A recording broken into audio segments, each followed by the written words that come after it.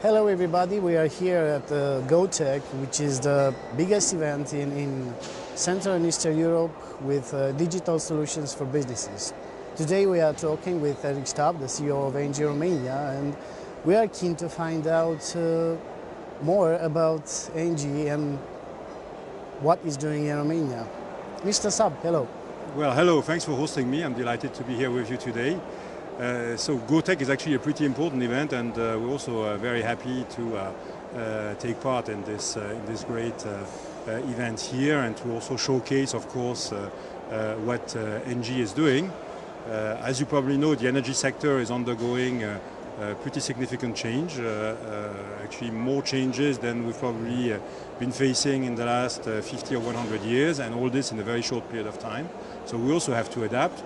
We're probably very used to Engie, the traditional utility company, but we are less and less a utility company, and what we are trying to become basically is the leader of the transition towards a zero carbon economy. We're not there yet, there's still a long way to go, of course. I think the first thing would be to try to achieve a low carbon economy, but zero carbon is also achievable, so this is what we are trying to focus on. And of course we're also adapting our offer to our customers to this new strategy, this new vision, and with a number of targets also here in the Romanian market. Okay, so what are the main solutions, the latest solutions that you are presenting here? Well, what we are presenting here at GoTech is very focused on what I would call B2B customers, less so on the consumer market, so less so on B2C customers. What we are actually showcasing here are solutions around decentralization of energy production, but also decarbonization, because of course one of the ways to move towards a zero carbon economy is to become much greener than we already are. And on this aspect of decarbonization, there are a number of offers that we're focusing on. One is, of course, to have a cleaner production of energy. So we are now also offering to B2B customers here in Romania PV solutions, so mostly rooftop PV, where we build or install photovoltaic panels on rooftops, or also it can be ground mounted as well if there is sufficient space. So that's one of the key offers that we're focusing on today, and we already have a few customers in that respect here in Romania. On top of this, as you will have noticed, there's a lot happening in terms of green mobility. So I've seen also walking around the event that there is a strong focus on green mobility everywhere. So we do also focus strongly on developing a green infrastructure, so basically EV charging stations for electric vehicles. But there are also some interesting solutions with compressed natural gas. So we're trying to actually promote both electric vehicles and cars using compressed natural gas. So that's one big area of focus. And the last one, which is, we believe, extremely important, is everything around energy efficiency. Why? Because, as I often say, the cheapest energy is and will always be the one you do not consume. That is true. And there is a lot that can still be done in that respect, also in the industrial and commercial sectors. And there as well, there are now many digital solutions that were developed over the last years that can help industrial users, commercial users to decrease their consumption of energy by a better monitoring of it. And that's one big area of focus. And I would add as well another product which is becoming increasingly important to us, which is smart lighting solutions, because you know that public lighting is also using a lot of energy.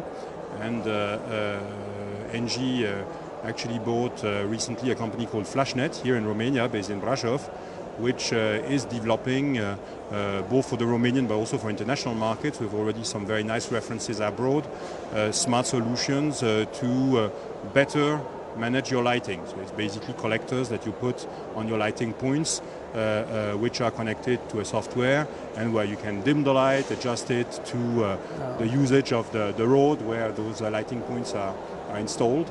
And that's also, I would say, a very important solution of ours.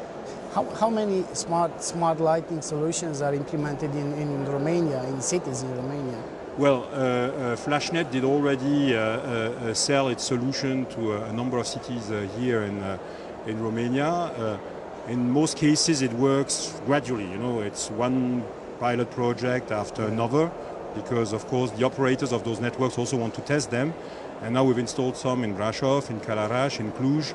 So it is starting. But if we look at what FlashNet, our affiliate, is doing, they're also very successful in the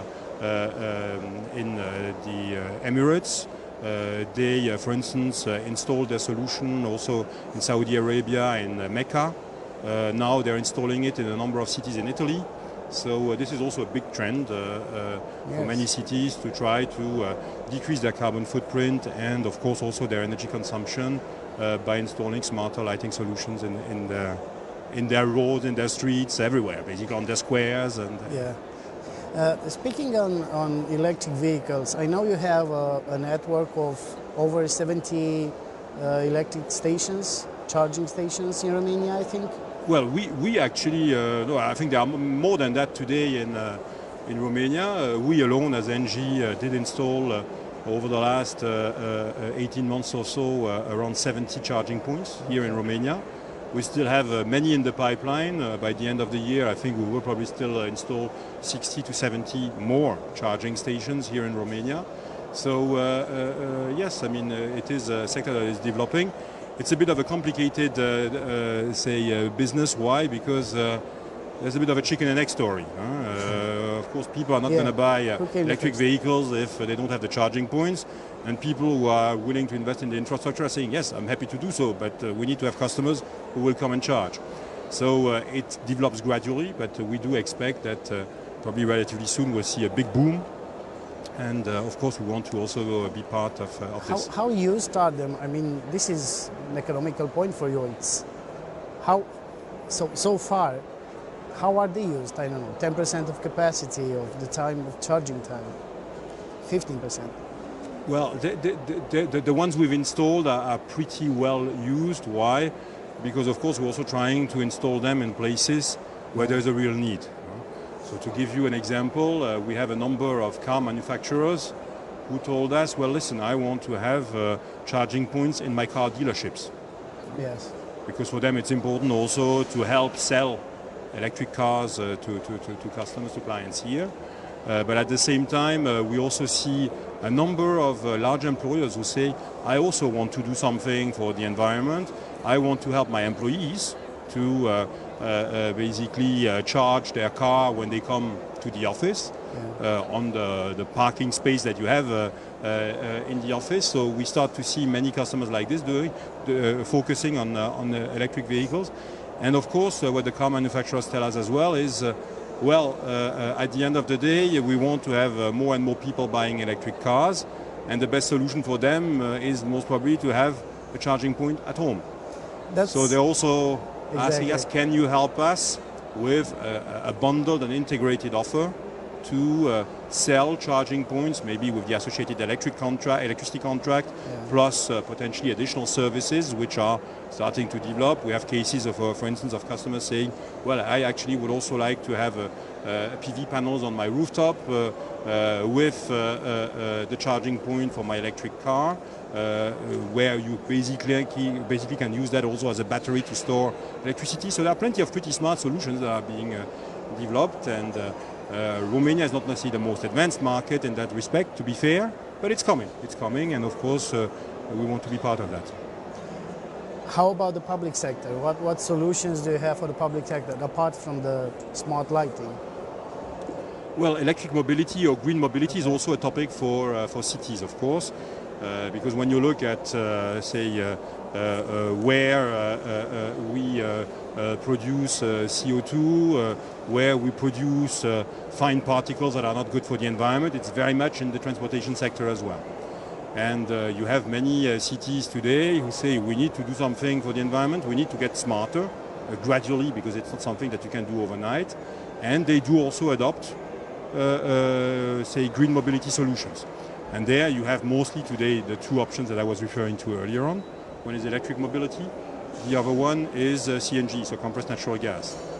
So for instance, we are having discussions with a number of cities today to install compressed natural gas stations there to help them, for instance, develop a greener public transportation fleet, so buses.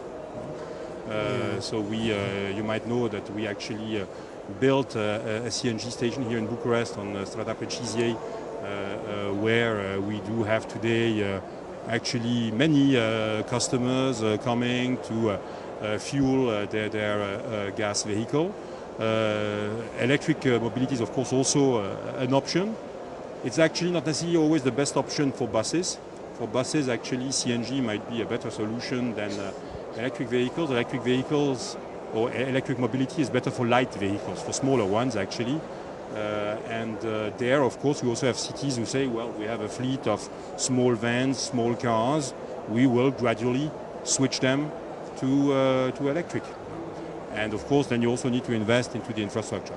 So that's one aspect that we're working on with cities. It's moving slowly for plenty of reasons. I remember back I think on the communist era, we usually had in the city, in Bucharest anyway, we had buses with natural gas as fuel. I don't think we have any of that anymore after 1990s. Today no longer, indeed. Yeah. But how are the public authorities open to that? I mean, the latest buses we bought were diesel. They're actually all pretty open to it, because they see that this is an expectation coming from their citizens. They see that many other cities also abroad are working on it. So they say, yeah, we also need to do something.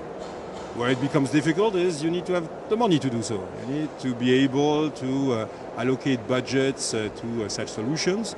And that's not always easy, especially at the moment in Romania. So that's also why a number of projects unfortunately tend to be delayed, but the willingness is there. The issue, to be fair as well, that many cities still have is before becoming very smart, they also have to address some of the bare necessities, some of the basic needs of their citizens, where there is still a lot to be done. So for them it's a matter of prioritization, of course, between the more basic things that people expect and those smart and green solutions, which are important as well.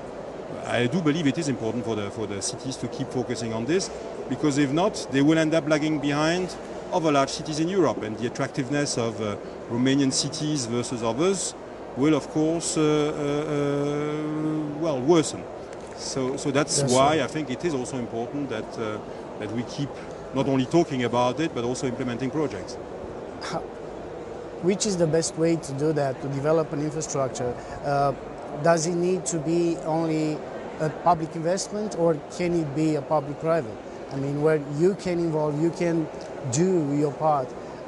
How is your experience from other big European cities? In most cases, it's a mix. Yeah. Why? Because, of course, cities need to invest as well in critical infrastructure for them, where they need to have the control. I mean, so there it will tend to be a really public project, where, of course, they might need private suppliers to offer them the solution that they're looking for. But at the same time, we also see a number of cities who are saying, well, I actually want to enter a PPP, a public-private partnership, with a private company that will help me, for instance, manage more effectively my public lighting, or that will help me manage more effectively my transportation systems, my parkings, if we have parkings owned by the city, and so on. So we do have those partnerships. It's also true, actually, for thermal rehabilitation of public buildings, where there is also a lot to do. If you walk around Romanian cities, you can easily see that the potential to save energy just by rehabilitating buildings is huge. Many buildings, at least some of the buildings, office buildings that were made in the last few years, let's say 5 years, are turning green. True. More and more green.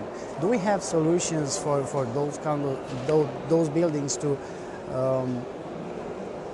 have a, I don't know, zero print on carbon? Yes, there are solutions to move towards zero carbon. It's something which is, in most cases, gradual. It's not something that you can achieve overnight. And the first thing that you need to do is to try to assess your carbon footprint.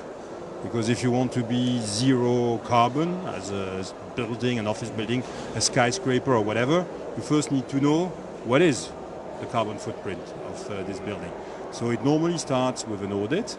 And then after that, the owner of the building will start speaking to partners, suppliers, who can help him come up with solutions that will contribute to transforming this building into a zero carbon building. And for that, of course, in many cases, you need some investments. So one of the things I was referring to earlier on is, for instance, using more photovoltaics as a means to produce electricity and even to heat the building. Of course, there is an investment, but this is one way of doing it. Then there's also a question of basically the way you try to absorb some of the CO2 you produce. And this is why you see also in the meantime a number of buildings, green terraces, for instance. So it's basically a combination of investments into better quality equipment and a good design of the building by the architects as well. So basically the building solution providers have to work very closely with the architects and of course also with the property manager or the owner of the building. How more expensive is a cleaner building than, let's say, an old one? The question is always a bit difficult to answer because you will tend to have a somewhat higher investment at the beginning, but over time you will end up saving money versus a building that did not use the same materials, the same solutions, because the building that did not use the same solutions would end up over time to pay much more for its energy consumption, for instance.